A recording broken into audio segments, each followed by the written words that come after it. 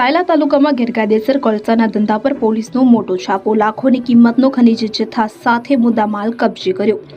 સુરેન્દ્રનગર જિલ્લાના સાયલા તાલુકામાં પોલીસ દ્વારા ગેરકાયદેસર કોલસા બનાવવાના ધંધા સામે મોટું એક્શન લેવામાં આવ્યું છે। પોલીસે મળેલી બાતમીના આધારે કરવામાં આવેલી રેડ દરમિયાન લાખો રૂપિયાની ખનીજ જથ્થો તથા મુદ્દામાલ જપ્ત કરવામાં આવ્યો। સમગ્ર ઓપરેશનમાં અનેક અધિકારીઓ અને પોલીસ ટીમે સંયુક્ત રીતે કાર્યવાહી કરી હતી। ચાલો જાણીએ સમગ્ર વિગત। સાયલા તાલુકાના ચોરપીર ગામની સીમમાં ચાલતા ગેરકાયદેસર કોલસા બનાવવાના ધંધા પર પોલીસ દ્વારા છાપો મારવામાં આવ્યો હતો। આ કાર્યવાહી દરમિયાન કુલ 35 કોલસાના ભઠ્ઠા તેમજ અંદાજે 668.55 મેટ્રિક ટન કોલસો પોલીસ દ્વારા કબજે કરવામાં આવ્યો। પોલીસે સ્થળ પરથી કુલ 6,39,50,000 જેટલી કિંમત જપ્ત કરી છે, કે જેમાં 21 ભઠ્ઠા બનાવવાના સ્ટ્રક્ચર્સ, 8 કોમ્પ્રેસર મશીનો, 3 જનરેટર અને 1 લોડર સહિતના સાધનોનો સમાવેશ થાય છે। પોલીસ અધિકારીઓના જણાવ્યા અનુસાર આ ગેરકાયદેસર પ્રવૃત્તિ અંગે ગુપ્ત બાતમી મળતા જ તાત્કાલિક ટીમ બનાવીને રેડ કરવામાં આવી હતી। આ ઓપરેશનમાં એલસીબી, સ્થાનિક પોલીસ તેમજ અન્ય સ્ટાફના સહયોગથી સફળ કાર્યવાહી કરવામાં આવી છે। હાલમાં પોલીસે ગુનો નોંધી વધુ તપાસ હાથ ધરી છે અને ગેરકાયદેસર ધંધા સાથે સંકળાયેલા આરોપીઓને ઝડપી પાડવા માટે આગળની કાર્યવાહી ચાલુ છે। બ્યુરો રિપોર્ટ દિનેશ ગામવા સાથે વલ્લભભાઈ રાઠોડ, લીંબડી।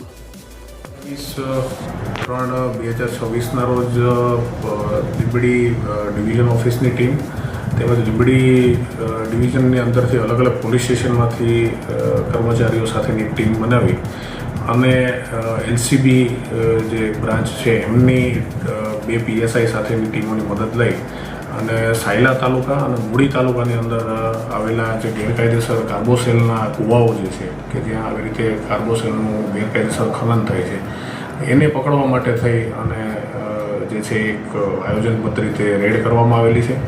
આ રેડના અનુસંધાને અલગ અલગ 35 જેટલા કૂવાઓ જે છે ચાલુ હાલતમાં ત્યાં મળી આવેલા છે અને આ તમામ કૂવાઓમાંથી ચરખી અને અન્ય સાધન સામગ્રી સહિતનો જે મુદ્દામાલ છે કબજે કરવામાં આવેલો છે।